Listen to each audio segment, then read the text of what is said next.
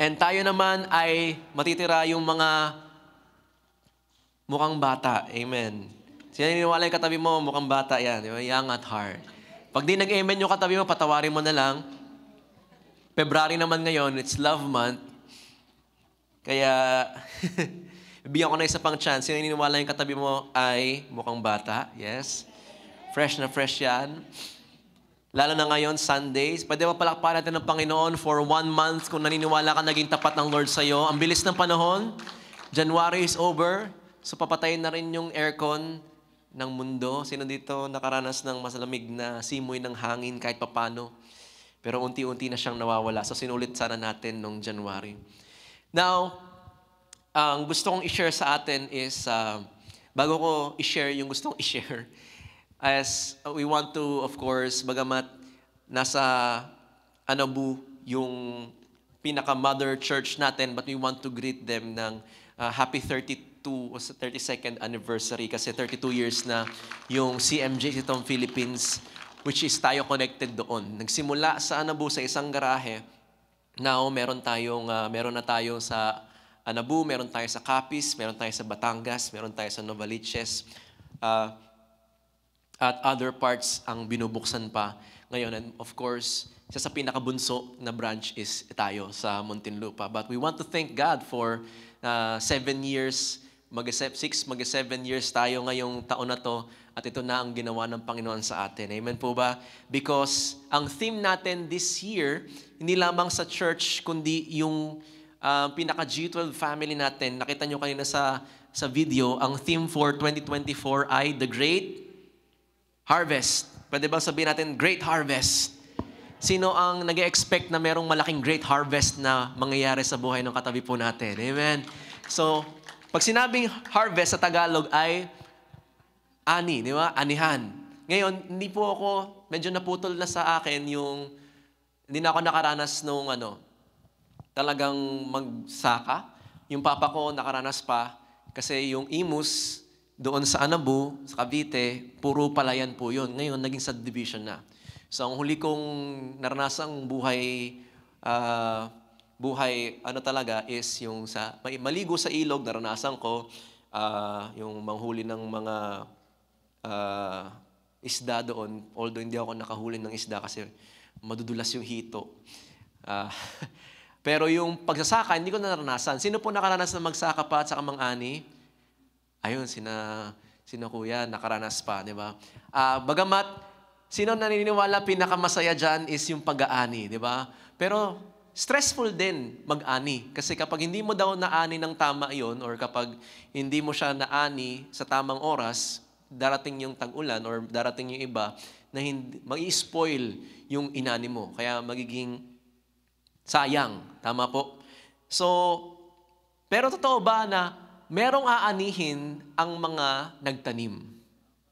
Kasi hindi ka aani kapag wala kang tinanim. So, tanungin mo yung katabi mo, may tinanim ka na ba? That is, sa pag-uusapan natin ngayon. Kasi, marami inaani ang pamilyang Pinoy ngayon at tayong buhay natin kasi ang kaaway, tinirain tayo nung tayo wala sa Panginoon, magtanim ng hindi tama. Yun nga lang, simple lang naman po ang prinsipyo ng Bible. Kung anong tinanim mo, yun ang iyong, pag hindi ka nag-aral at bukas exam, kapag pumasa yan, dalawa lang yan. It's either sobrang talino o nangopya. Yun yung stock knowledge tayo boy, stock knowledge. Or, last minute. Yun nga lang, kapag nangopya ka, hindi rin maging mabuti sa'yo to dahil natuto ako dyan. Nangopya ako sa math para pumasa. Pero nung pagdating ko ng college, gagapang-gapang ako kasi yung mga dapat natutunan ko nung high school, nung nasa college na ako, nagpapaturo ko sa katabi ko, sabi, ba't di mo ba napag-aralan sa high school to? Basic lang to Pahiya ako dun sa klase ko. Kasi doon, pag nasa college ka na, wala nang turu-turuan dyan. Kanya-kanyang lango yan. Basic lang to nung college, ba't di mo natutunan to?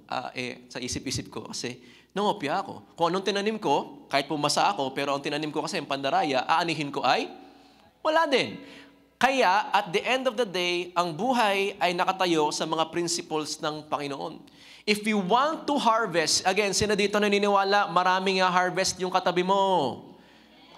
Yun nga lang, another question is, anong klase ang i-harvest niya?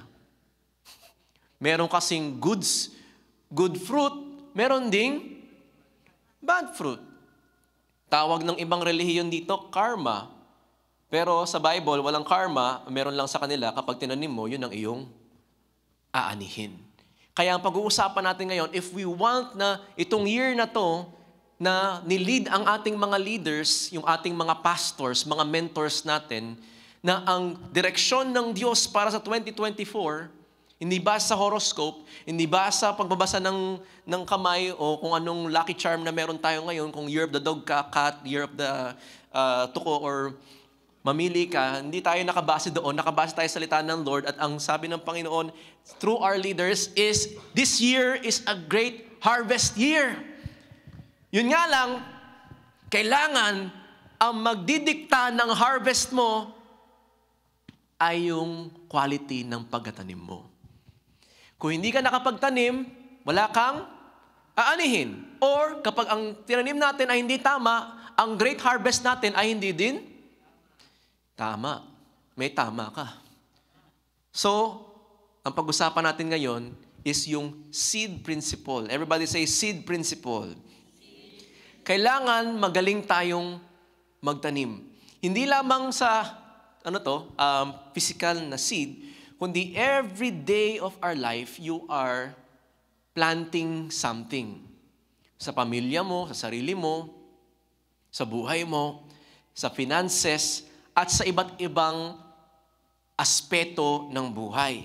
Kaya nga, ang tanong ko sa ating lahat ngayon is, ano ba ang ating tinatanim araw-araw?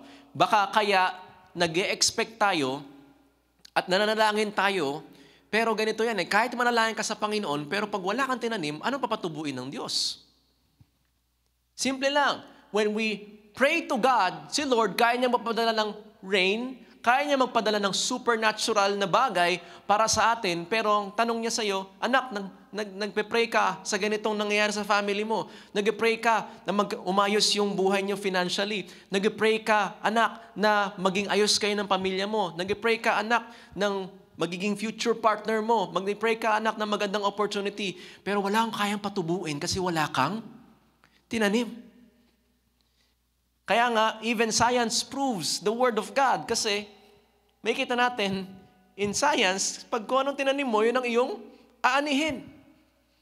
And yung sistema na ng mundo ang bahala doon. Pag tinanim mo yung buto ng mangga, hayaan mo na yan. Di ba? Pag diniligan mo yan, yun yung process na napag-aralan natin, magkakaroon siya ng sprout, unti-unting lalago, magkakaroon ng roots, hanggang sa lumaki ng lumaki.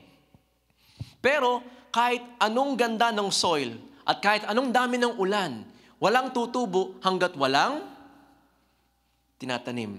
Sabi mo sa katabi mo, handa ka na ba magtanim? Sa pamilya natin, sa finances natin, sa buhay natin, in every day of our life, kapag ginising ka ng Panginoon, you have a choice. Magtatanim ako o hindi? Or kung magtatanim man ako, anong tinatanim ko? Tama o hindi? That is ang pag-uusapan natin ngayong araw na ito. Merong 3 bagay akong gustong i-share sa atin kung ano ang ibig sabihin ng buto kapag pinag-usapan natin sa loob ng Biblia at salita ng Panginoon. Pag sinabing buto, sa loob ng salita ng Lord, meron siyang mga tinutukoy. Gustong-gustong gamitin ni Lord yung analogy ng pagtatanim. Una, kasi mas makaka-relate yung mga Israelita nung panahon niya kasi maraming namumuhay na sa agriculture nung panahon nila. Wala namang masyadong IT nung time na yon. Wala ding, sabihin nating, mga computer nung time na yon. So, ang mga profession lamang noon is carpentry, fisherman, and everything na related sa agrikultura. Kaya si Lord, para maintindihan ng tao yung teachings niya, ginagamit niya yung mga storya, mga parables, and analogy na mas makaka-relate yung mga tao. So sa Bible, lagi niyang ginagamit yung pagtatanim because makaka-relate ang tao dito at mas madali nating maintindihan hanggang ngayon. Sa Bible, kapag tinukoy ang salitang buto, ito'y tumutukoy sa original na plano ng Lord sa iyo. Everybody say, original plan. So, nung pinanganak tayong lahat, may purpose ng Lord sa iyo. Kahit sa paningin ng mundo parang aksidente, hindi ka planado, sa paningin ng Diyos, meron siyang magandang plano para sa iyo. Sino pa naniniwala may magandang plano ang Lord sa bawat isa sa atin? Yun nga lang, hindi pinagmukha ng kaaway, kaya nga yung kaaway, bata pa lang, nilulunod ka na ng negative na salita, negative na mga kaibigan, negative na pananaw sa buhay mo, para hindi tumubo yung magandang plano niya sa iyo. Ngayon ko naiintindihan bakit ako na-expose sa rejection, na-expose sa mga emo na bagay nung time na yon, kasi tatawagin ako ng Lord maging pastor. So ang ginawa ng kaaway sa akin, mahina akong humarap sa tao. Pag may mga group reportings kami, sabi ko sa mga klase ko, ako na lang yung gagawa. Kahit ako na magsulat sa Manila paper, ako na mag-research, pero ayoko mag-represent kasi ayoko pagkatawanan ako. And then, nung tinawag ako magpastor, sabi ko, parang hindi ata ako qualified, hindi ako people person, hindi ako magaling makipagsalumuha sa tao, hindi nga ako marunong magsalita sa harapan ng maraming tao.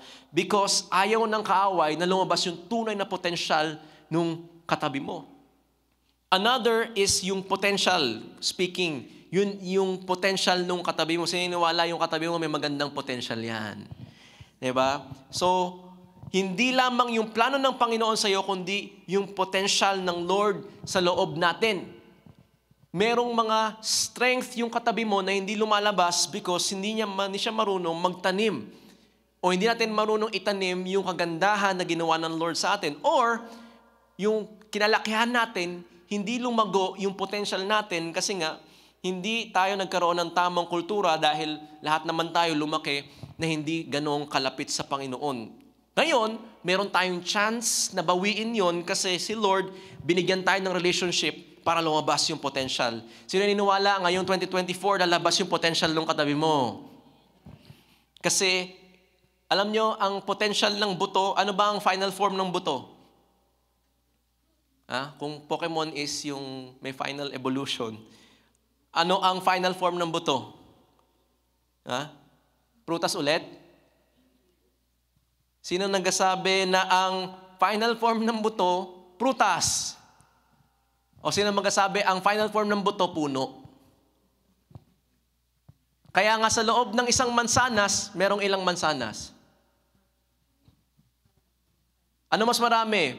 Yung mansanas na kinakain mo o yung mansanas sa loob ng buto na yon? Pero anong ginagawa ng tao sa buto? Kapag naghiwa ka ng mansanas, anong ginagawa mo sa buto? Hihiwain mo, tapos kakainin. Sino kumakain ng buto dito?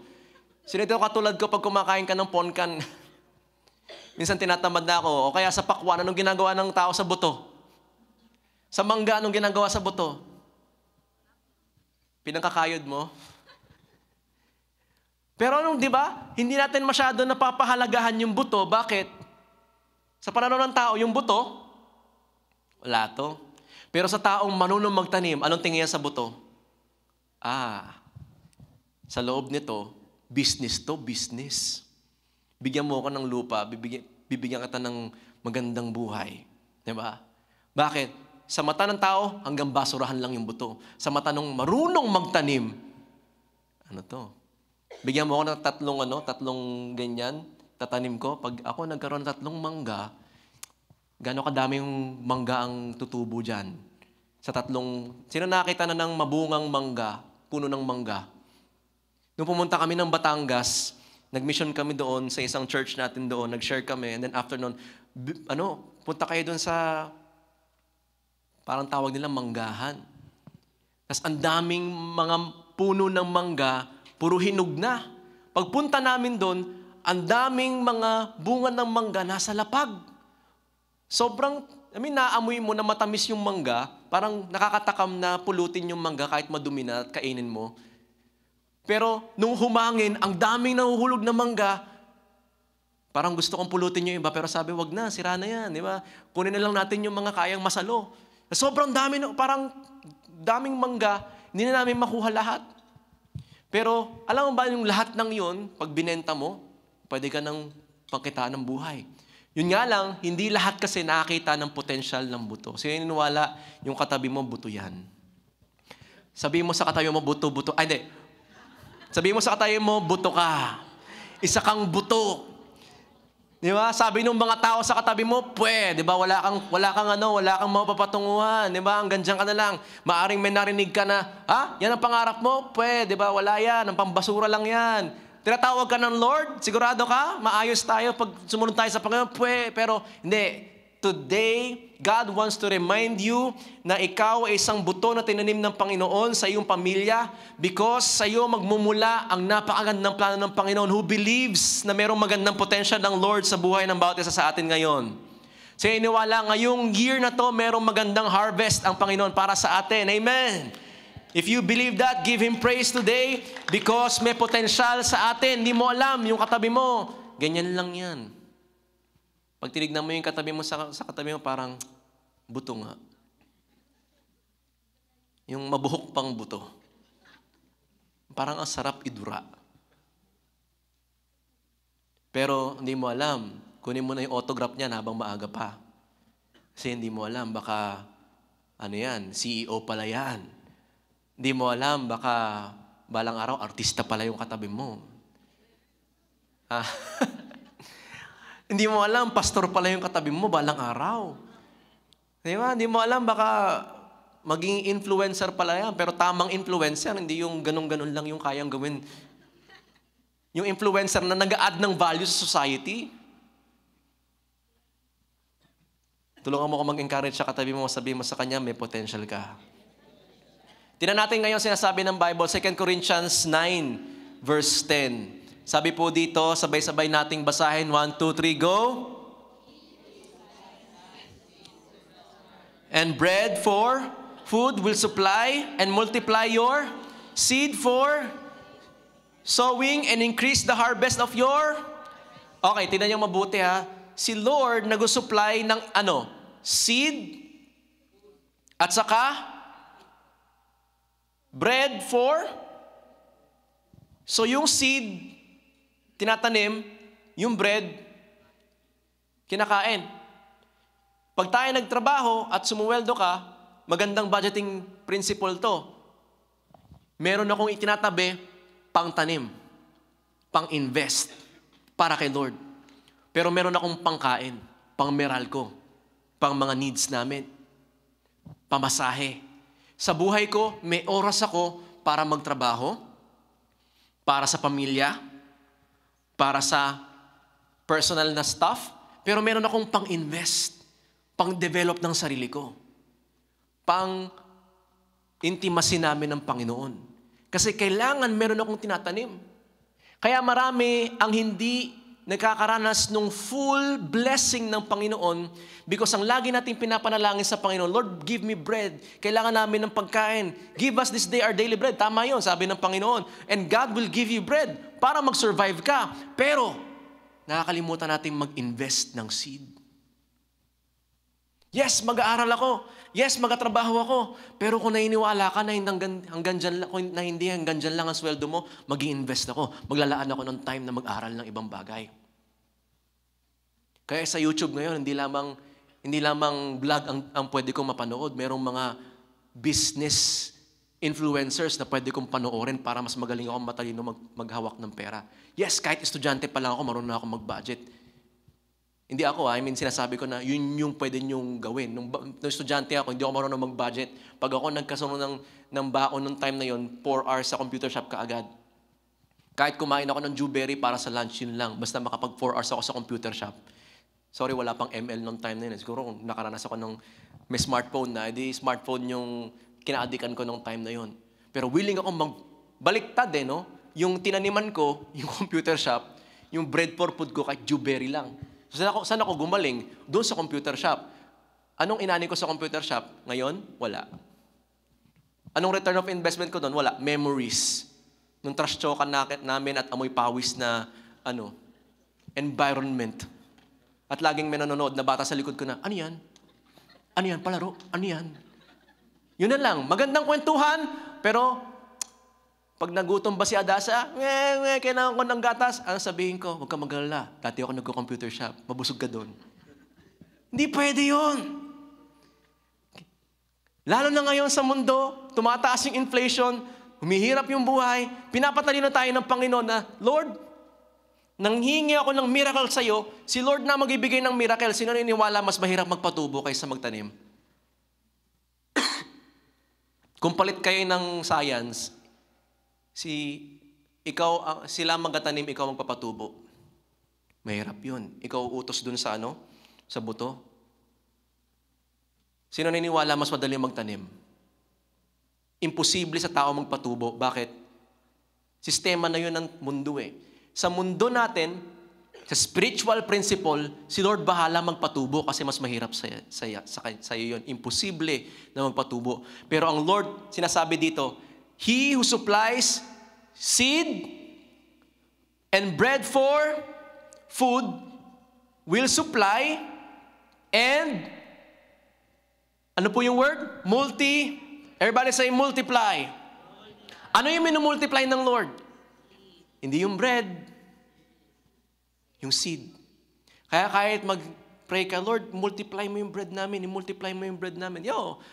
May mga times na hindi magkukulang ang Panginoon sa'yo, pero ang imumultiply niya yung seed. Yun nga lang, hindi natin nakikita yung potential ng seed kasi lagi tayo nakafocus sa bread. Pag may budget ako, pag may sweldo ako. Hindi. Kaya nga, magandang principle to na dapat makita natin. Meron akong pangtanim, meron akong pangkain. Meron akong pang-give sa Panginoon, meron akong pang sarili ko. Meron akong pang Meralco, meron akong pang Maynilad, meron akong pang apartment, meron akong pang Shopee, pero meron akong pang invest sa sarili ko, meron akong tithes para sa Panginoon kasi yun yung seed. Ang minumultiply niya, ano daw? Yung seed. Ano yung seed? Potential. Ano yung seed? Yung original plan niya para sa'yo. Tignan natin isa pang verse, Matthew 13, verse 37 to 39. Sabay-sabay nating basahin. 1, 2, 3, go.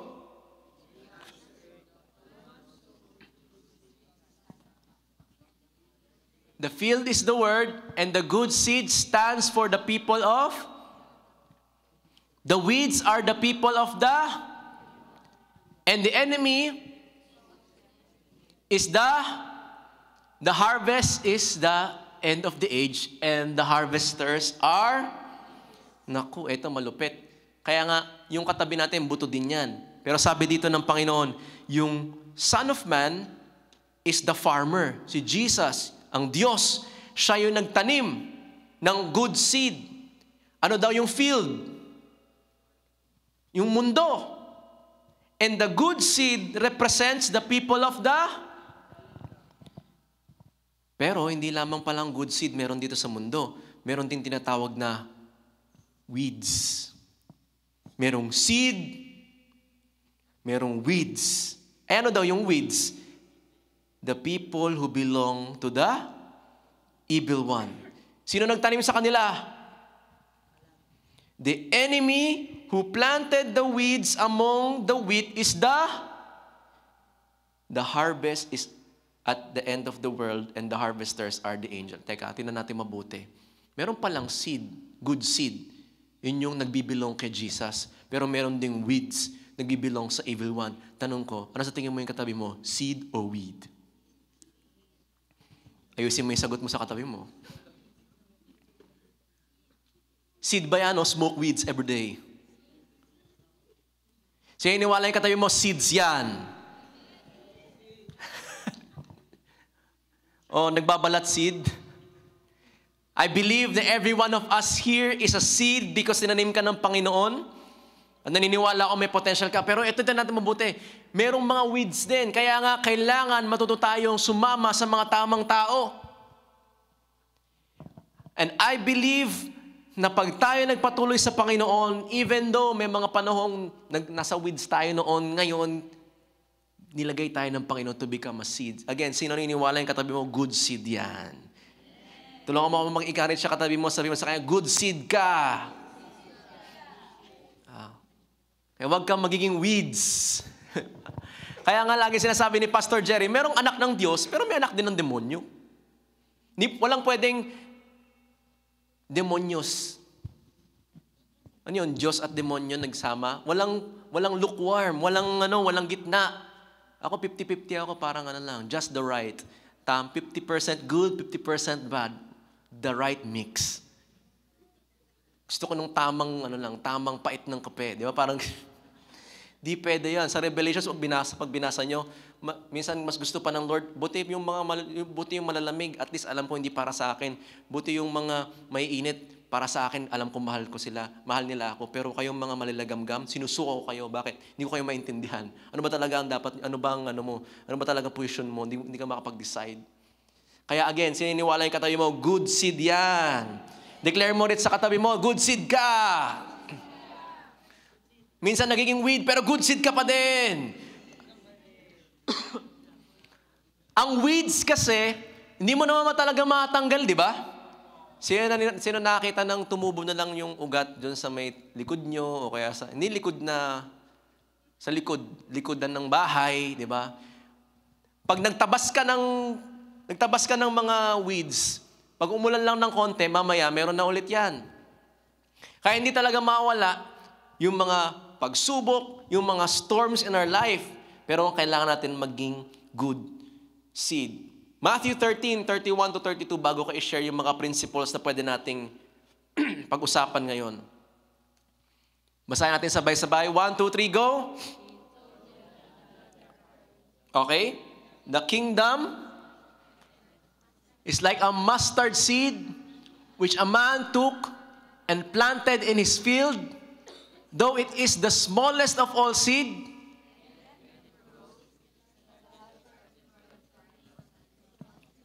it grows into a tree. Ang ganda nitong parable na to. Bakit? Another parable na sinabi ng Panginoon. Ang mustard seed, pag nakakita kayo ng mustard seed, sino nakita na ng mustard seed? O mustard lang? Mustard seed. Ang mustard seed, I think, wala dito sa picture nun. Pero pag ginugol nyo yan, mas maliit pa yan sa munggo. Mas maliit pa siya sa munggo. Pero sabi ng Panginoon, even though na ito yung smallest of the seed, pero ito daw ang largest of the garden plants, hindi garden tree, hindi tree, kundi garden plants or garden tree sa Israel. Of course, may mas malaki pang mga tree. Ang potential na nasa loob ng katabi natin, na nasa Word of God, is hindi mo ma-imagine kung gaano kaganda ang plano ng Lord sa'yo. Yun nga lang, hindi lalabas yung plano ng Diyos sa atin kung hindi tayo marunong magpatanim sa Diyos na lumikha sa atin. Kaya sino nagtanim sa atin dito sa mundo? Ang Diyos. So kahit merong, pinanganak ako sa isang mahirap na pamilya, pinanganak ako sa ganito. No, you have a choice today na kapag sinabi mo sa Panginoon, Panginoon, tinatanggap kita bilang Diyos, bilang ikaw nagtanim sa akin, bilang ikaw ang hari ng aking buhay, I believe na ikaw maglalabas ng potensyal na meron ako. Kaya yung mga bata, sinasalba natin yung mga next generation. Kasi sa pag-aaral ngayon, yung Generation Alpha, yung sumunod sa Generation Z, yung mga Generation Z, parang tatanda na kaagad sila, mabilis. Di ba? Parang dati, usong millennials, Generation Z, ngayon pinag-uusapan na kaagad Generation Alpha. Sila yung mga hindi nakaabot talaga. At least yung Generation Z at saka millennial, nakaabot na meron pang mga ginagawa, yung sa laro sa mga kung ano, or yung bago pa mag-pandemic, sila, lumaki na sila, katulad ni Hadassah, yung iba, lalaki sila na tablet na talaga ang kaharap. Cellphone na talaga ang kaharap. Sila ang magiging negatively, pinakamababang attention span, madaling mairita, hindi marunong humarap sa pagsubok sa buhay. Kaya delikado kapag hindi na-disiplina ng ayos. Kaya ang goal natin, yung J12 natin, is para isalba yung mga next generation na mga kabataan at tayo din na nandito ngayon dahil tayo ang mag-e-example sa kanila.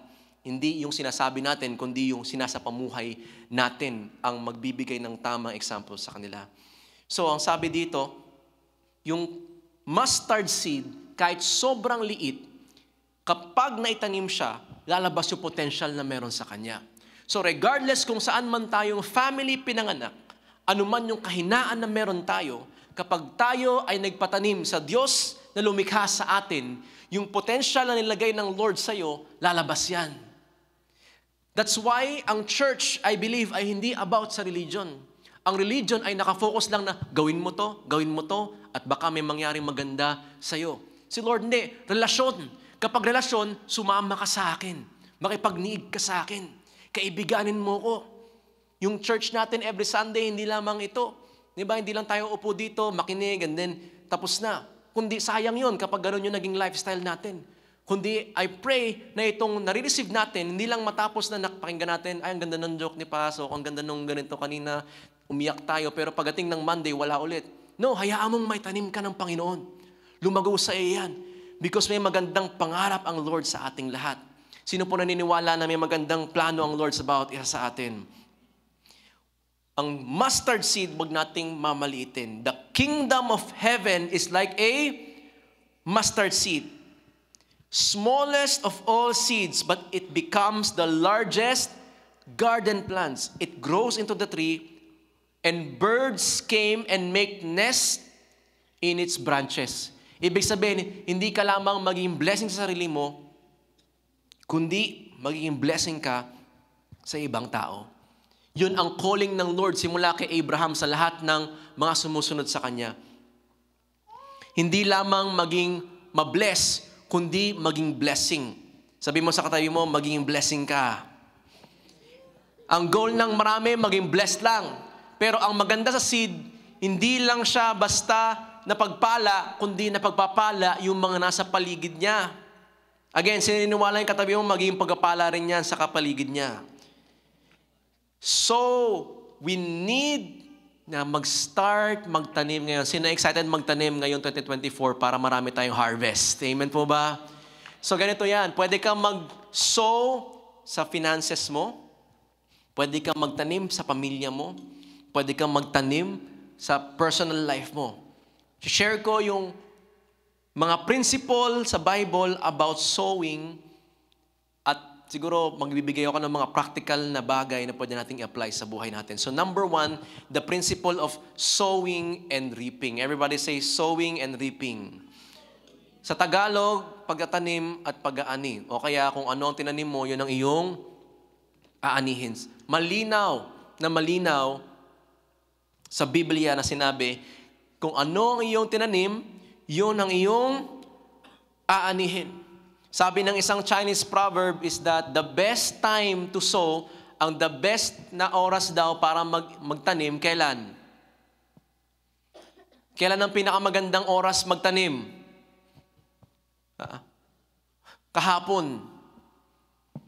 Kasi the earlier na magtanim ka, mas mabilis ang iyong pag-aani. What is the second best time para magtanim? Of course, today. Everybody say today. Kaya nga, kapag nalaman mo to, paunahan na lang. Merong mga iba dito na sabi nila, sige, try ko. Next year, try ko. Magulat nila yung ibang katabi nila, ba't ang bilis ng progress mo? Siyempre, kahit maliit lang yung ginagawa ko, tanim pa rin ako ng tanim. Kahit anong mangyari. Maganda na nasa church tayo, maganda na nandito tayo, pero ang tunay na paglago ng isang Kristiyano, hindi every Sunday, kundi every day. Everybody say, daily. Kaya nga kapag nagtanim ka, marunong kang magdilig, marunong kang mag-alaga. So ang question natin ngayon dito sa number 1 is, ano ang tinatanim natin? Kasi pwede ka rin magtanim ng mga bagay na hindi maganda. Because kung ano ang tanim mo, yun ang iyong aanihin. Galatians 6 verse 7 to 9. Ano pong sabi dito? Sabay-sabay nating basahin Galatians 6 verse 7 to 9. Ayan. So 1, 2, 3, go! A man reaps what he... Verse 8. From the flesh will reap destruction. Whoever sows to please the Spirit, from the Spirit will reap eternal life. Verse 9. Let us not become weary in doing good, for at a proper time Huwag daw tayong mapagod na gumawa ng mabuti because sa tamang oras, merong magandang harvest. At kung ang declaration ng Lord sa mga mentors natin, 2024 is the year of great harvest, dapat ngayon pa lang marunong na tayong magtanim. Balik natin sa verse 7. Sabi dito, do not be deceived. Huwag kayong magpapalinlang, huwag kayong magpapabudol. Ang Diyos ay hindi naloloko. A man reaps what he sows. Inaani ng tao ang kanyang tinatanim. So in practical terms, ano ang tinatanim natin sa katawan natin ngayon? Sa paraan ng pagkain, sa paraan ng lifestyle.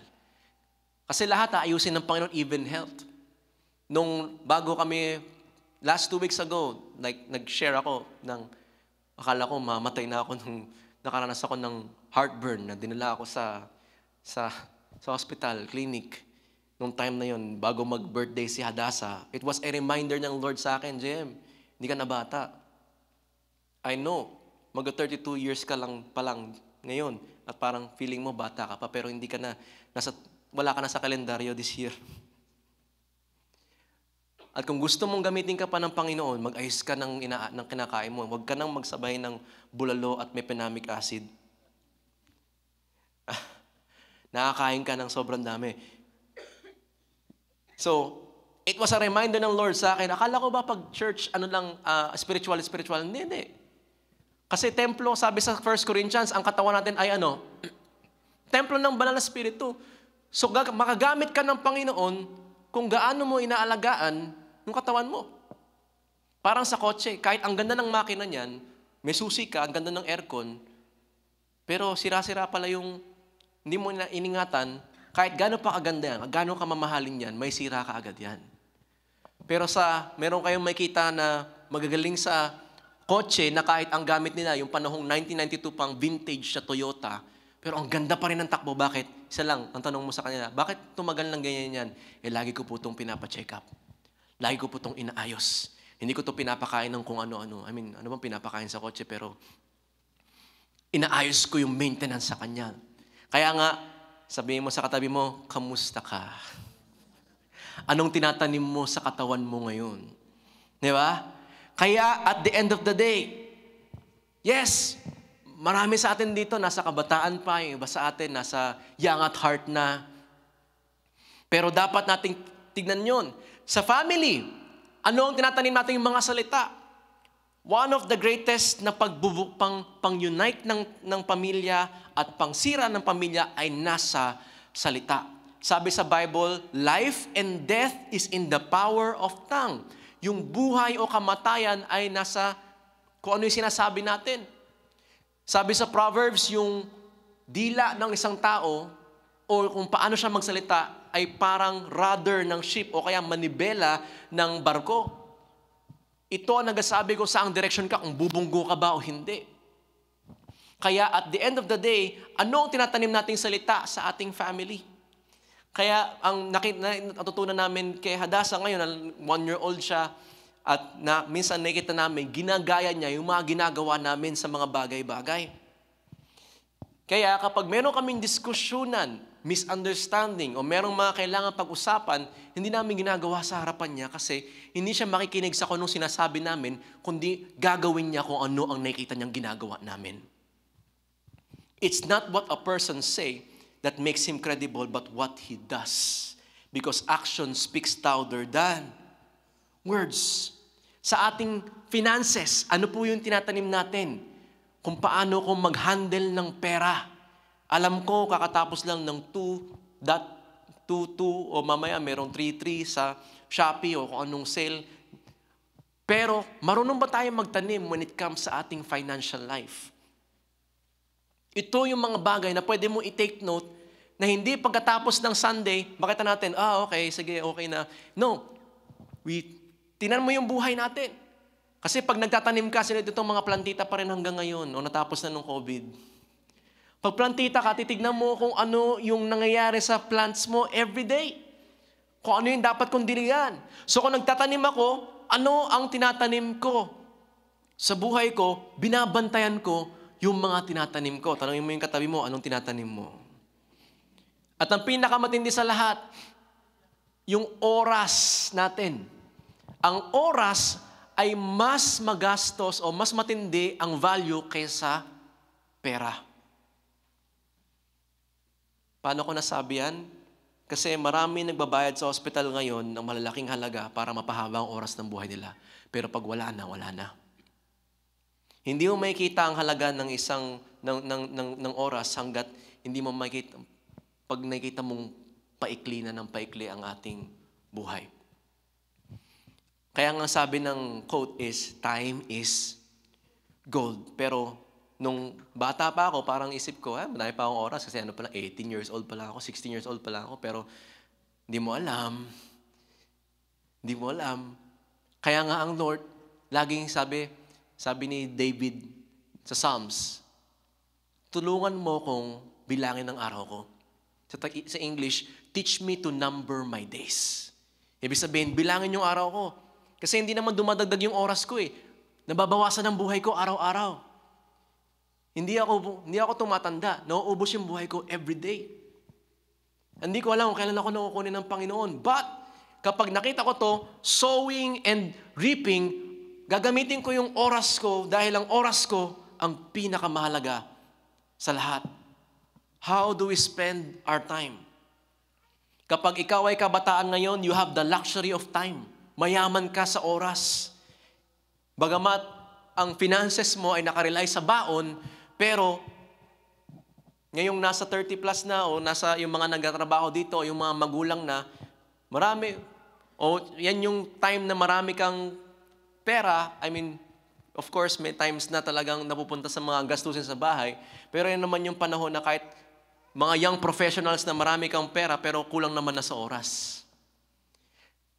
Kaya nga at the end of the day, habang, sabi ng Bible, yung habang nasa stage ka ng kabataan, you use it to invest your life to God. Bakit kay God? Kasi pag na-invest mo yung life mo sa Diyos, i-direct ka ng Lord sa tamang bagay, sa tamang potential mo, na pag naandun ka na sa young professional at kapag naandun ka na sa parenting stage or nung nasa patungo ka na sa family making, wala ka ng problema nga ayusin. Bakit? Nung panahon na nasa kabataan ka, you use that. Ngayon, tayong nasa young professional at mga nasa magulang stage na, nasa family stage na, meron pa rin tayong choice every day. Ano ang itatanim ko sa family ko? Ano ang itatanim ko sa finances ko? Anong itatanim ko sa time ko? Sino po may natututunan ngayong hapong ito? Tanungin mo yung katabi mo, anong tinatanim mo? Merong testimony sa Butuan kahit nung no read, no write siya. Pero nung COVID, sinalin siya ng kanyang pastor. Okay, no read, no write ka, o yung iba, high school lang yung tapos nila. Pero alam mo bang merong libreng university ngayon? Ang tawag dyan, YouTube University. Manood ka ng pwede mong gawing business habang COVID ngayon. Manood ka ng pwedeng business na gawin mo habang COVID. Tignan mo kung anong potential na papalabasin ng Lord sa'yo. Manalangin ka, humingi ka ng guidance sa Panginoon. Instead na vlog, instead na toolflix, instead na kung anong mukbang, wala namang masama doon sa mga bagay na nanonood din naman ako noon kapag kailangan mo ng konting relaxation, pero hindi ka mag-spend ng 8 hours doon. Instead na yun ang mga pinanood niya mga paano kumita ng pera sa online, paano kumita ng pera sa ganito. And ngayon, nasa 6 digits na ang kanyang income kahit siya ay no read, no write, kahit siya ay gumraduate lang na high school. Bakit? Yung potensyal na nasa loob niya, in-empower siya ng pastor niya, ng mga destiny setters niya, at ngayon, mas matindi pa ang kanyang kinikita kaysa mga nakatapos ng masters. So, iniwala yung katabi mo, kayang gawin din yon. Tamang oras lang. Yan. Sabi mo sa katabi mo, tamang oras lang. Tamang gamit lang ng oras yan. Kung marunong ka mang micro sa loob ng ML, microhin mo rin yung oras mo. Kasi alam mo dapat, yung tamang investment ng oras. Kaya ngayon, yung iba, nagpapakahirap, nung panahon na nasa parenting na siya, chill-chill na lang siya. Bakit? na i-prepare niya yung dapat niyang i-prepare. Bakit? Nakinig siya sa salita ng Diyos, nakinig siya sa man of God niya, nagpag-guide siya sa church, at nagpag-guide siya sa salita ng Panginoon, at marunong siyang magtanim. Nung panahon na yung iba, nag-Netflix nung COVID, nag-relax siya, nagtanim. Kaya ngayon, 3 years after, 2024 na ngayon, 4 years after, inaanin niya na yung lahat ng kanyang tinanim. Kaya yung Singapore sa kanya, wala nang problema. Yung pang-araw-araw na expenses ng anak niya, wala nang problema. Hindi dahil sa naging mapalad siya o lucky siya, hindi. Nakinig siya sa salita ng Diyos, nakinig siya sa tao, yung pastor niya, yung sa leader niya na itinalaga sa kanya ng Panginoon, at ngayon, yung kanyang tinanim ay kanyang inaani. Sino naniniwala kayang gawin din ng Lord sa katabi mo yan this year? Sige, palakpakan ng Panginoon, and then, tulungan mo akong mag-encourage sa katabi mo kasi galit na yan sa akin. Ikaw, sa'yo naman, sabi mo, magtanim tayo. Pero ang magtanim ay di biro, maghapong nakayuko.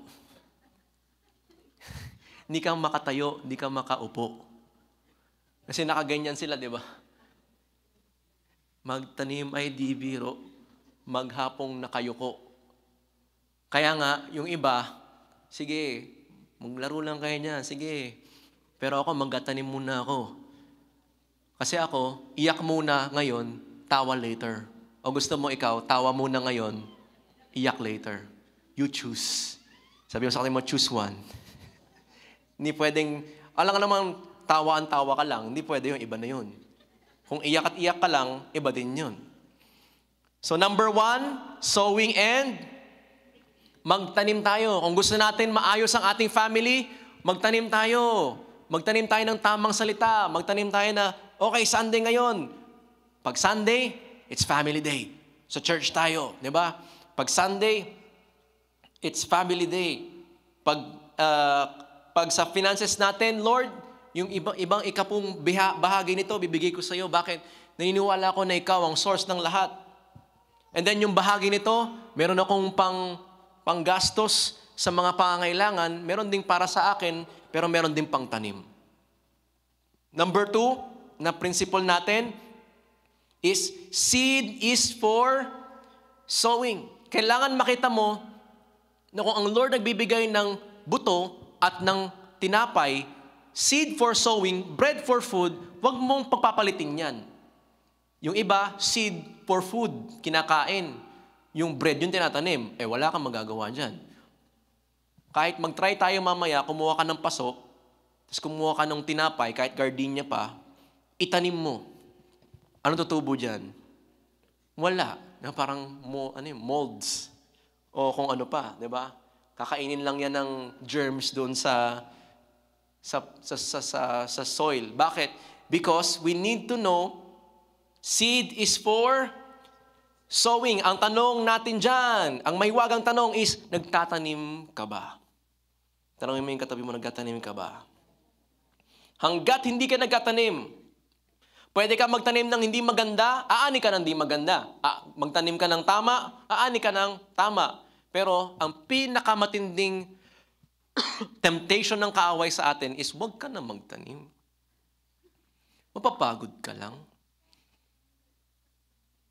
Iitim ka lang kapag nagtanim ka.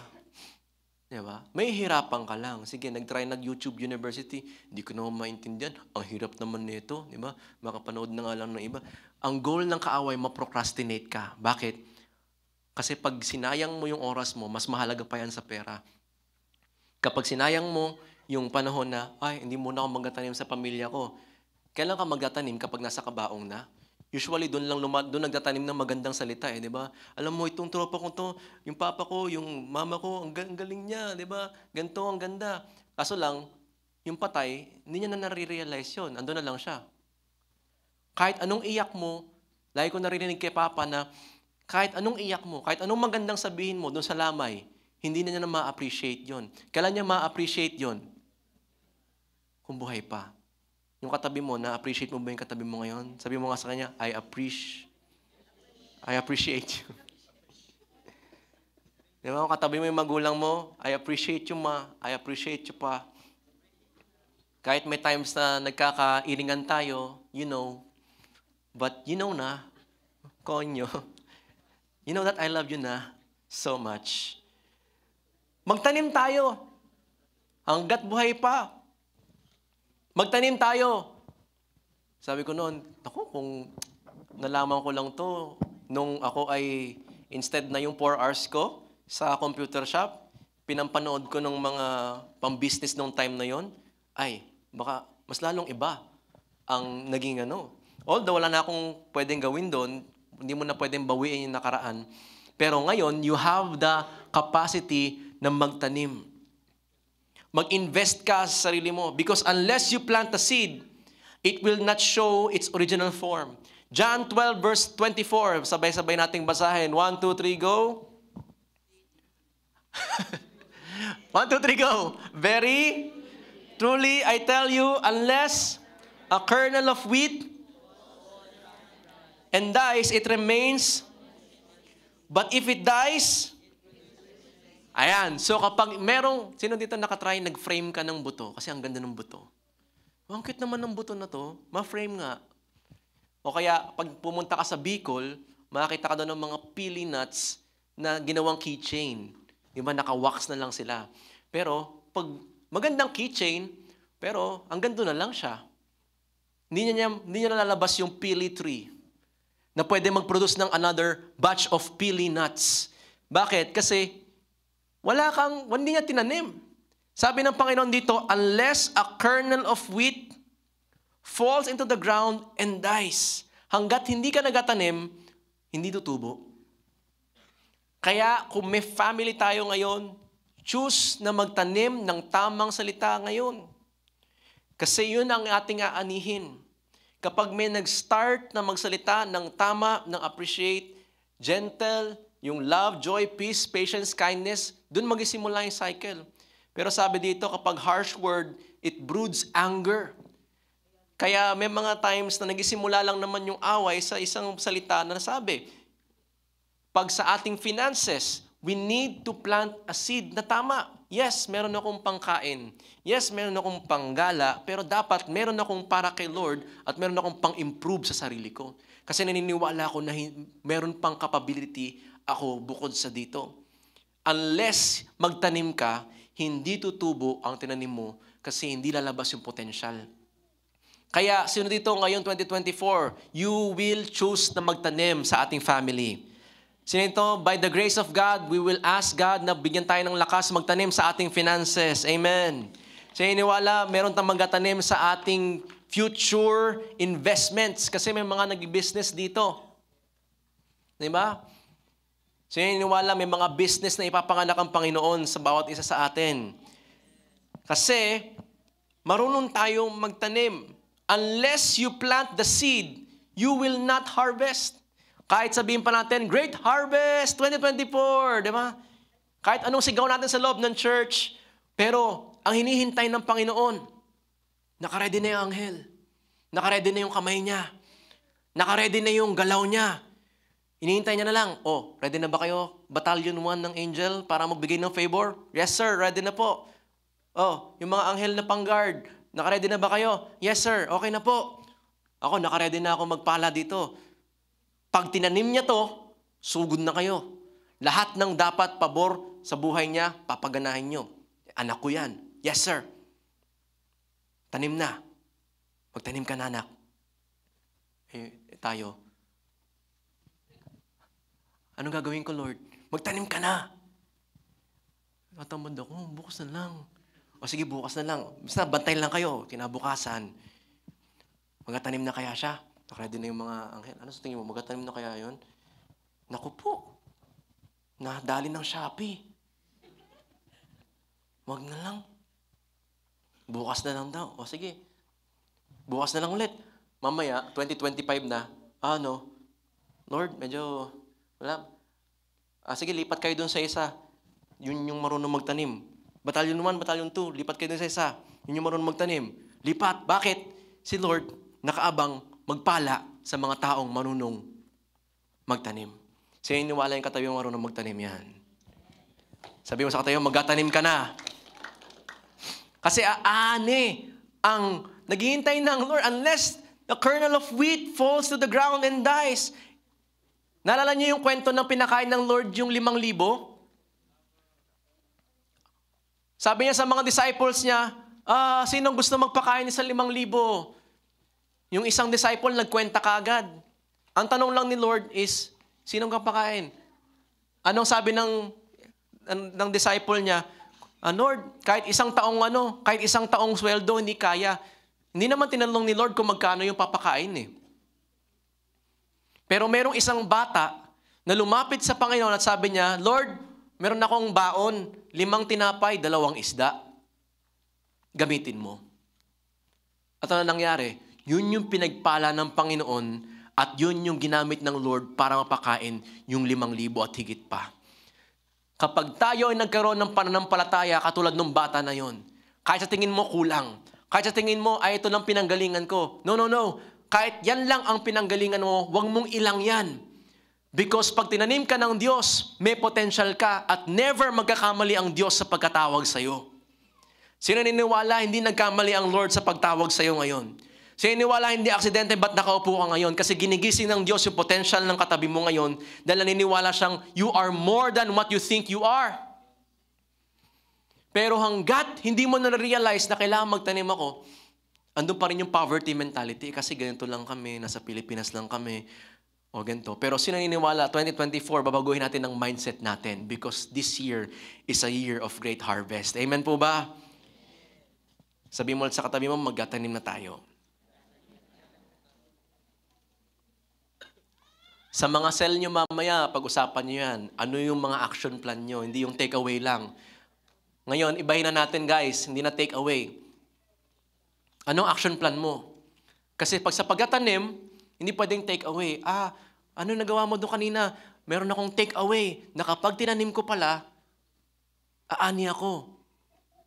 Pag take away lang, knowledge. Pero pag action plan, applied knowledge. Ang tawag doon, wisdom. Kasi marami akong notes. Pero ang tinitignan ngayon sa Great Harvest, hindi lang notes, kundi action. So, ano yung number 1 natin? Sowing and number 2 is seed for sowing.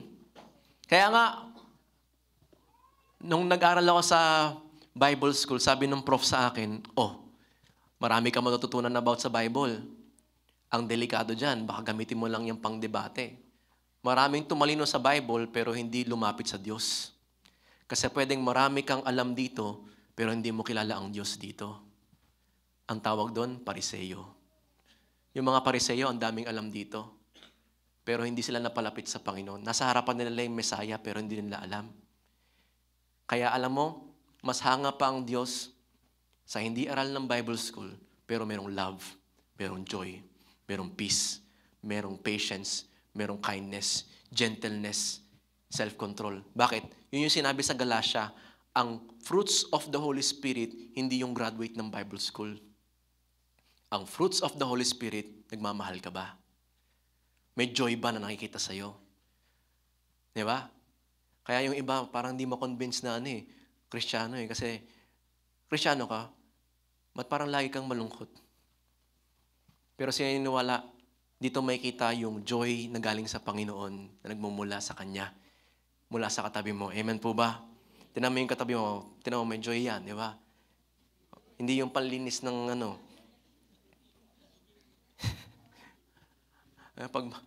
pag nakakita ka, Kristiyano ka pala, tas yung laging, Kristiyano ako, bakit? Hindi, lagi ka na sa church. Bakit? Parang di mo makita yung...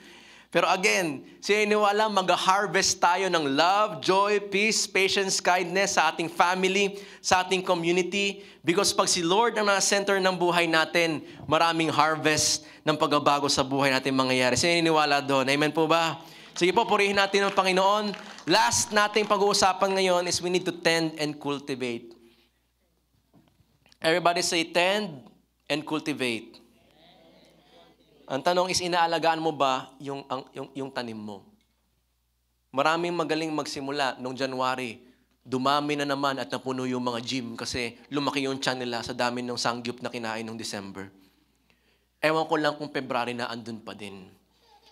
Kaya nga, instead of New Year's resolution, mas maganda, action plan ang hingin nyo. Mga cell leaders, yun yung tanong nyo, anong action plan mo?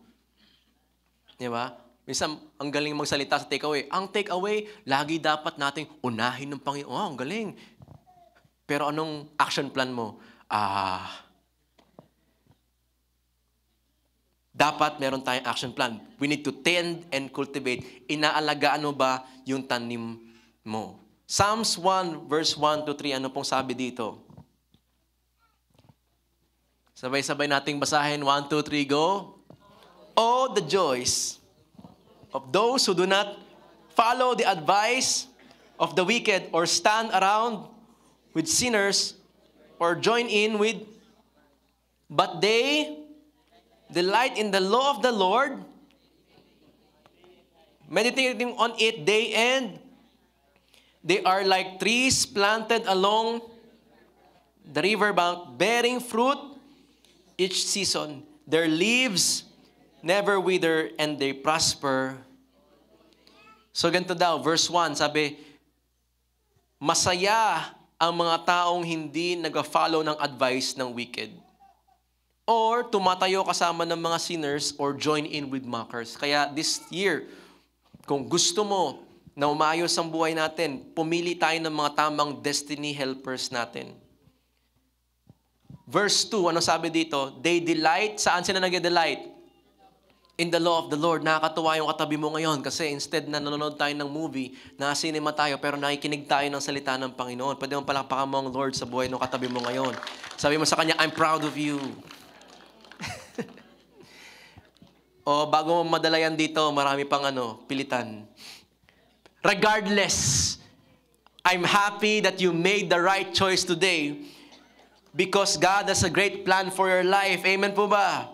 But they delight in the law of the Lord. Ayaw nang marami yung law of the Lord. Pero kapag ikaw gusto mong lumago ang buhay mo, you delight in the law of the Lord, meditating on it day and night. Pag sinabing meditate, hindi naman kailangan nakaganong ka palagi day and night. Pag sinabing meditate on it day and night, inisip mo, ano kaya matanim ko ngayon? Ano kaya pwede kong i-invest sa sarili ko ngayon? Pagkatapos ko manood ng vlog, ano naman kaya yung pwede kong mapanood na YouTube na mag-educate sa akin, magpapatalino sa akin? Kung gusto niyo pa mag-next level, pwede kayong mag-start ng 1 book every 2 months. Kasi, yung mga expertise ng mga tao nagsulat noon na 10 taon na experience nila, pwede mong basahin sa loob lamang ng 2 buwan. Na pwede mag-guide sa'yo. Pwede kang mag-start sa Bible. You meditate on it day and night. Ano daw ang mangyayari sa kanila? Verse 3, anong sabi dito? They are like trees planted along the riverbank. Para kang puno na tinanim sa tabi ng batisan o kaya ng ilog. Bearing fruit each season. Ibig sabihin, namumunga ka sa tamang season. Their leaves never wither and they prosper in all they do. Sino gustong i-claim sa buhay niya yon this year? Prosper in all you do. Pero ano yung number 1 natin? Ano yung tanong natin sa number 1? Anong tinatanim mo? Tanongin mo yung katabi mo, anong tinatanim mo? Number 2, ano yun? We need to know that seed is for sowing. Anong tanong doon? Nagtatanim ka ba? At pangatlo, inaalagaan mo ba ang tanim mo? Kaya yung mga cell leaders natin, meron tayong ginagawa na cell group meetings. Cell group. Bakit? Diyan tayo nagkakaroon ng pagtatanim. Minimit kayo nila, hindi para maging relihiyoso, kundi para magtulungan tayo kasi mahirap magtanim kapag nag-iisa. Madali pag nakaupo tayo dyan, na-inspire ka. Pero bukas, totoo ba? Balik tayo sa normal na buhay? Sino dito may mga laban na kinakaharap ngayon sa buhay? At kapag wala nag-encourage sa'yo, hindi ka talaga ganahan. Tapos kapag nag-start ka pa magtanim, nalala ko dati nung Hekasi. Ay, mali. Hekasi is ano yun, di ba?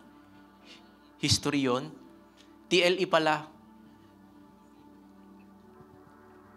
Tanim kami ng mga gulay. Tapos yung isang,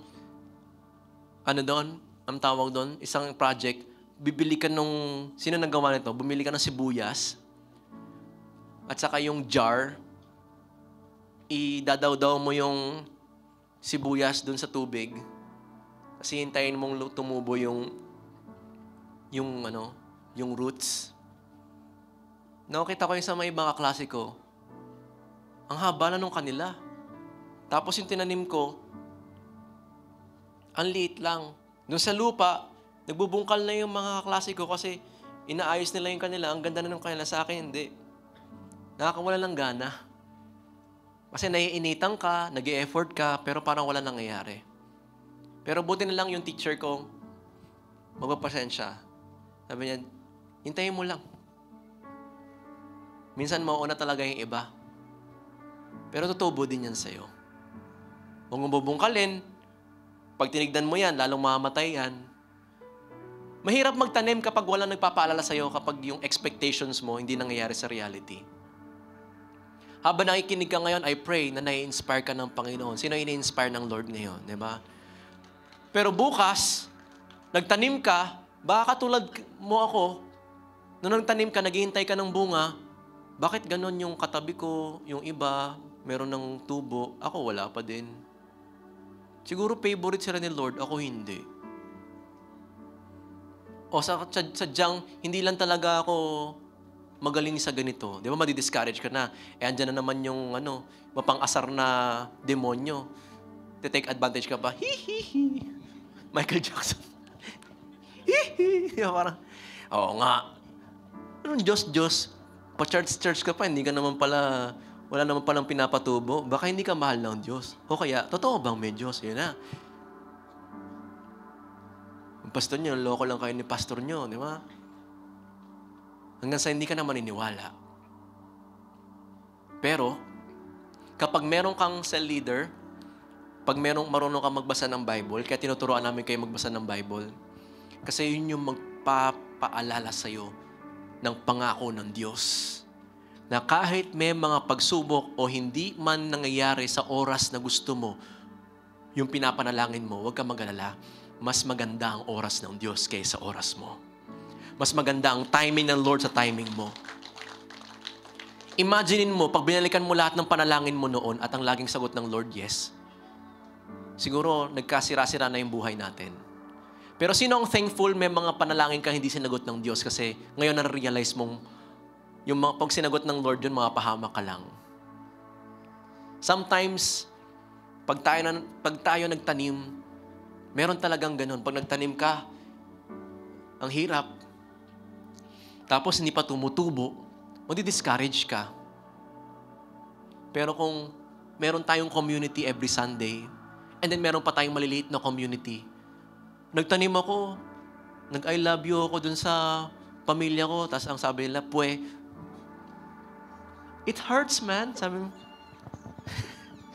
Pero sabi ng mga cell leader mo, okay lang, panalangin natin. Ang pagkatanim, hindi isang araw lang yan. Araw-araw ka dapat committed dyan. Nagtry akong mag-share, nagtry akong maging mabuting kaibigan sa mga kaklase ko, pero nabully ako. Nagtanim ako sa ganito, pero parang hindi nangyari. Nung nag-tithes ako, nung nag-giving ako, ba't parang dumami yung gastusin namin? Hindi ko maintindihan. Natutulog ba ang Diyos? Diba? And sabihin ng sa leader mo, kapatid, sikapin mo, pilitin mo, tibayan mo ang iyong puso. Dahil ikaw, nagkantahan na kayo doon. Pero sino ang thankful sa mga cell leaders natin ngayon, sa leaders natin na nagpapaalala sa atin ngayon, diba? Kahit minsan napapagalitan ka niyan. Diba? Yung mga magulang in-appreciate ko yung anak ko, pero ba't ganun? Parang wala nagbabago sa kanya. Hindi. Tanim lang. Tanim lang. Taniman mo lang ng pananalangin. Tanim mo lang ng mga gandang salita. Magbabago din yan. Babaguhin din siya ng Panginoon. Ba't ganon? Sa mga ba't ganon natin, may sagot lagi ang Panginoon. Pero magtiwala tayo sa Kanya na kaya pag ikaw ay nagtanim, sigurado siya ang magpapatubo. Kaya sabi mo sa katabi mo, tanim lang. Tanim lang. Meron times na yung tanim mo, biglang magugulat ka, may caterpillar. Yung isang tinanim ni Rachel na halaman dun sa harapan ng bahay namin noon, paglabas ko, nakita ko, ba't bawas-bawas? Pagtingin ko, meron dalawang chubby na ano? Ang chubby nila, caterpillar. Tinignan ko muna kung higad eh. Hindi, chubby yung mas mataba pa sa mga gummy worms natin. Tinaray kong kunin, ang higpit ng kapit. Talagang sup-sup na dun sa ano. Sabi ko, ang ganda nitong plants na to, pinaghirapan ng asawa ko, tapos kakainin nyo lang, bitaw! Ayaw. Yung mga panahong, yung mga kaaway talaga, yung demonyo gagawa ng paraan. Lalo na, sino nakaranas ng lalong lumalapit ka sa Diyos, parang dun pa lalo nag-rumiresback yung kaaway. Ha? Alam mo bakit? Kasi dati kakampi mo siya. Di ba pagkasama mo, pagkatropa mo, wala, hayahayong buhay. Lord, ba't ganon? Nung kailan nagseryoso kami sa'yo, parang lalong humirap. Dati kasi, sabi nung kaaway, tropa tayo? Tropa pips. Doon ako sa kabila nang nasisira kasi sira na buhay mo. Sige. Ngayong inaayos niyo yung buhay niyo, parang kontrabida sa teleserye, ganon. Babalikan kita. Ako ang huling halakhak, di ba? Pero hindi mo alam, kailangan magtiwala ka na kapag nagtanim ka na nagtanim, ang Diyos ang magtatanggol sa'yo. Kasi ang Diyos ang umahawak sa mga tanim natin. Sabi sa Bible, Romans 10 verse 11, those who trust in the Lord will never be put to shame. Ang mga nagtiwala sa Panginoon ay kailanman hindi mapahiya.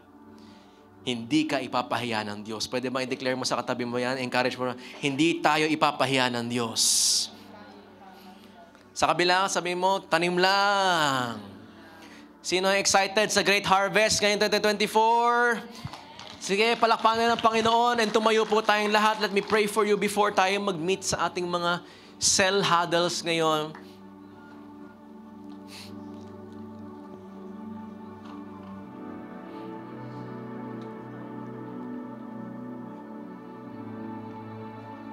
Ang isang magandang natutunan ko sa mga ibang nakausap ko na nagtatanim is hindi sila nakadepende lagi sa kung anong nakikita nila. Nagtitiwala sila sa lupa at sa tubig na kung anong tinanim nila, tutubo iyon.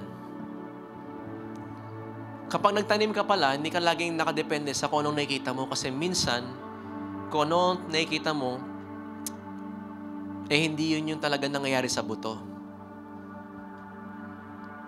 Nung minsan si Papa nakakuha may nagregalo sa kanya ng mangga na ang laki. And then, nung kinain namin yung mangga ngayon, ang sarap nung pagkatamis niya. Ang laki ng buto. So, ang ginawa ni Papa, tinanim niya. Para sana, tumubo, ilalagay doon sa lupain ng lola namin sa kanluran para maging puno. Kasi ang laki ng bunga kakaiba Yun nga lang, buwan ng lumipas, ang sabi, naiinip si Papa. Sabi, ang laki ng buto pero wala pa rin. So, ang ginawa niya, binungkal niya. Pagkabungkal niya, tinanggal niya yung buto, dilipat niya sana sa ibang lupa. Pagtingin niya doon sa buto, meron ng konting biyak. May nalabas na pala. So, nung nakita niya yon, sabi, naku, yari tayo nito kasi wrong move. Tinaray niyang ilipat, pero hindi na tumubo. Yun pala, pag ginagawa natin ng sariling paraan natin yung bagay na proseso ng Diyos, lalo nagkakadiskarel. Kaya kapag marunong tayong magtanim, marunong ka magtiwala sa Diyos. Na minsan, it will take process. Everybody say process. May proseso talaga. Pero at the end of the day, kapag sinunod mo ang proseso ng Diyos, kaysa gumawa ng sariling proseso natin, alam mo, tama ang tubo. So right now, I want to pray for us na magkaroon tayo, una, makita natin kailangan ko magtanim ngayon. Pangalawa, pag ako nagtanim, magitiwala ako sa Diyos na siya ang magpapatubo ng tinanim ko. Sa larangan ng pinansyal, pamilya, oras, energy, sa katawan ko, na yun ang makita ko ngayon.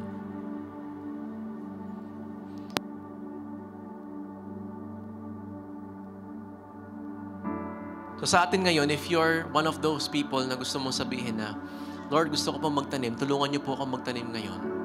I want you to close your eyes and para hindi ka ma-distract sa katabi mo kasi you have to decide today. Hindi, yung buhay mo ay hindi nakasalalay sa katabi mo. So huwag kang magpadala sa hiya. Kung mahiya ka sa katabi mo, hindi. Balang araw mahirap magsisi na hindi ka nagtanim dahil nakaasa ka lagi sa buhay, sa katabi mo. When you close your eyes, you pray to God, Lord, tulungan niyo po ako magtanim. Umaaring yung iba dito baka nawalan ka na ng mababa na yung pagtingin mo sa sarili mo kasi hindi mo nakikita yung potential sa loob na inilagay ng Lord sa iyo. So habang nakapikit ka, ilagay natin ating kamay sa ating puso ngayon.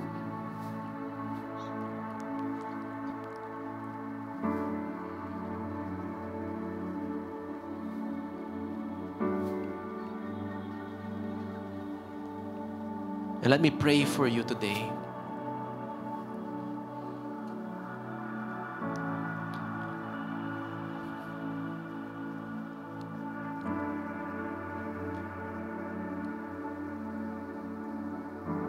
Pero bago ang lahat, baka meron din mga tinanim sa iyo yung kaaway noon na gustong palayain ka ng Diyos ngayon. Baka may naitanim sa iyong salita. Wala kang kwenta. Aksidente ka lang.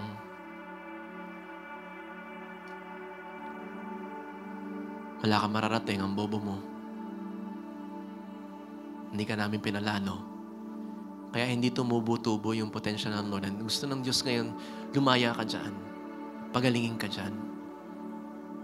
So let me pray for you right now. And buksan mo lang yung puso mo sa Diyos ngayon. Panginoon, I pray na you would heal every person right now. Para lumaya yung pagtubo ng potential na itananim mo sa kanila. We choose to let go. And we choose to be healed right now. Baka meron pong mga childhood trauma experiences, mga nabanggit sa amin nung bata pa kami, na hanggang ngayon dala-dala pa rin namin at pumipigil sa paglago namin sa iyo. Kung may pinapaalala ang Diyos sa iyo ngayon habang nakikinig ka ngayon, sabihin mo lang sa Kanya, Lord, I let go. Every time na may naalala kang salita, sabihin mo, Lord, I let go of this. Mga narinig mo sa nung bata ka na wala kang mararating or hanggang dyan ka na lang. O minsan sinasabi mo sa sarili mo, no, anak ka ng Diyos. May gagawin ng Lord sa buhay mo. And Lord, right now, itanim mo po sa buhay nila na sila'y anak mo, na mayroong kang magandang plano sa kanila, na patuloy mo silang papalaguin, Panginoon.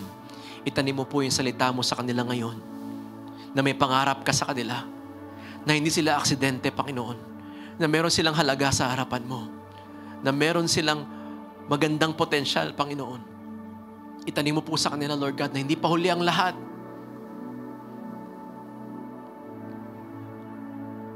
Tulungan niyo po kami, Lord, na magtanim ng salita mo every day. Thank you, Jesus. Salamat, Panginoon. Lord, sa namin binibigay ito. Thank you. Habang nakapikit ka ngayon, why don't you open your hands towards heaven ngayon? Taas mo lang yung kamay mo or buka mo lang yung kamay mo. Hindi mo kailangang itaas. Just receive sa Panginoon ngayon. And habang nakabuka yung kamay mo ngayon, I want you to vision na nasa kamay mo ngayon yung oras, yung salapi, yung pamilya na meron ka, mga taong nasa paligid mo ngayon, yun yung mga buto na nasa kamay mo ngayon. Pinagkatiwalaan ka ng Diyos dyan. At habang maaga pa, I want you to pray to God ngayon. Sabihin mo sa Kanya, Lord, gusto ko pong matanim ng tama ito. Come on, just have a moment with God. Lord, tulungan niyo po akong magtanim ng tama. andyan sa kamay mo ngayon yung oras, nasa kamay mo ngayon yung mga taong nakakonekta sa atin, yung pamilya natin, mga desisyon natin pang araw-araw. Yan yung mga buto na ibinigay ng Lord sa iyo. Tulungan niyo po kami magtanim ng tama at alagaan ng aming mga itinanim. Panginoon, i-empower niyo po yung mga kamay na ito.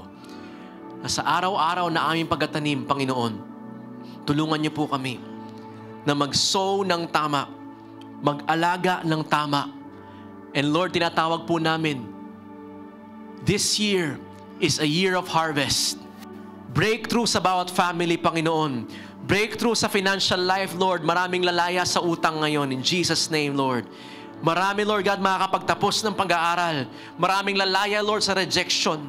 Maraming hindi makakaranas ng depression because we will experience the joy that comes from the Lord.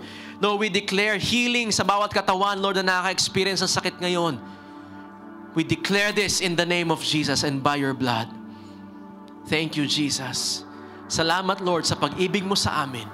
Salamat, Lord God, na ikaw, Panginoong Yesus, dahil sa pag-ibig mo, Panginoon, sa amin, itinanim mo ang iyong anak na kung sino man ang maniwala sa Kanya, maliligtas. Let's worship God today as we close. Declare natin, Lord, salamat sa sukdulang biyaya mo po sa buhay namin. Thank you, Jesus. Thank you, God. Sige po, hayaan natin na manatili tayo sa presensya ng Diyos ngayon as God guides us today. Declare natin yung sukdulang biyaya ng Panginoon sa bawat isa sa atin. We worship you. We give you praise, Panginoon. Thank you, Lord.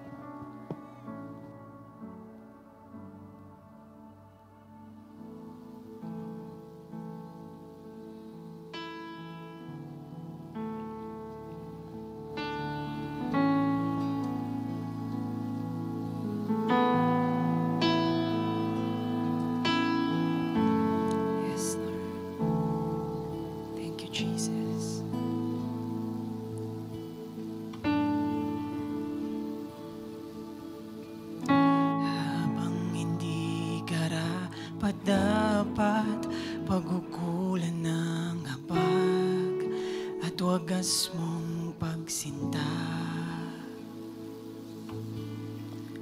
Habang walang kakayanang masuklian ka ng mabuti sa lahat mong ginawa.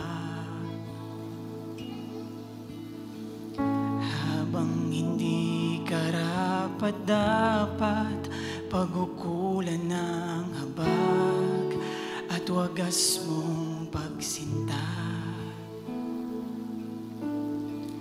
Habang walang kakayanang masuklian ka ng mabuti sa lahat mong ginawa. Niyakap mo ako sa aking karumihan. Inibig mo ako nang di kayang tumbasan.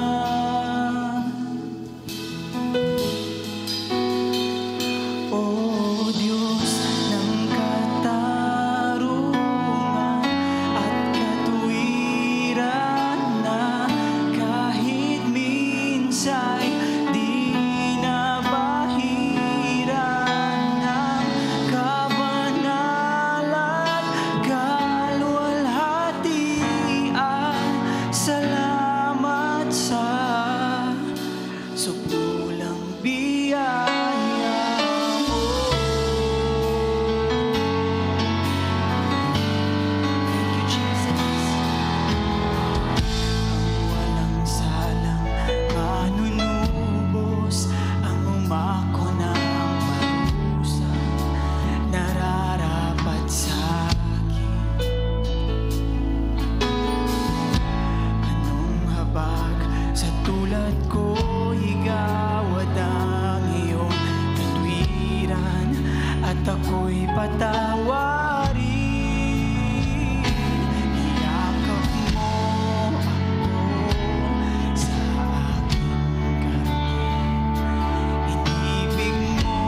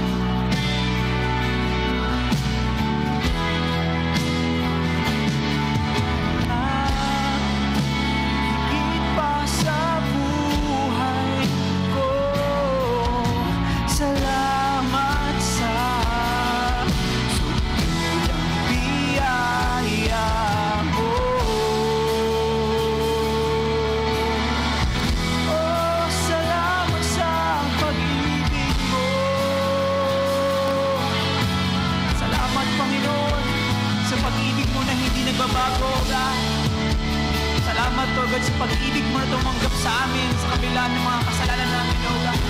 We thank you, Lord. Kamanawitin po natin sabay-sabay. Oh, Diyos ng katarungan at katwiran na kahit minsan di nabahira ng kabanalan, kalwalhatian. Salamat sa sumunang biyaya mo, oh Diyos ng pag-ibig na mas malawak pa kaysa aking mga pagkakasala.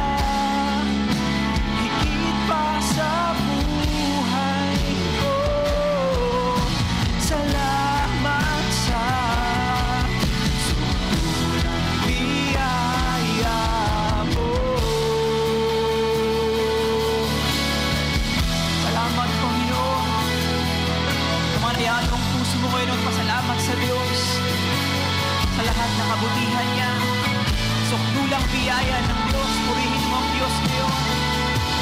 Pinupuri ka namin, O God. Kamanawitin po natin sabay-sabay. Thank you, Lord. Thank you, Jesus. Hallelujah, hallelujah, hallelujah. Hallelujah,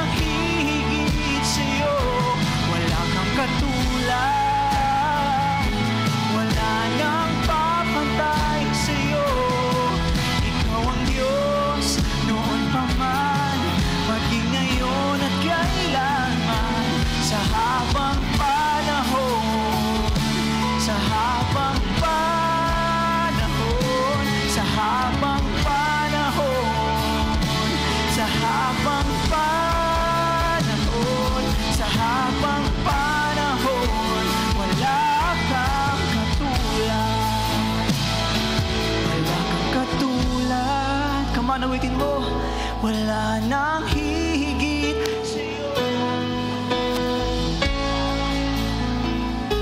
Wala nang papantay sa'yo.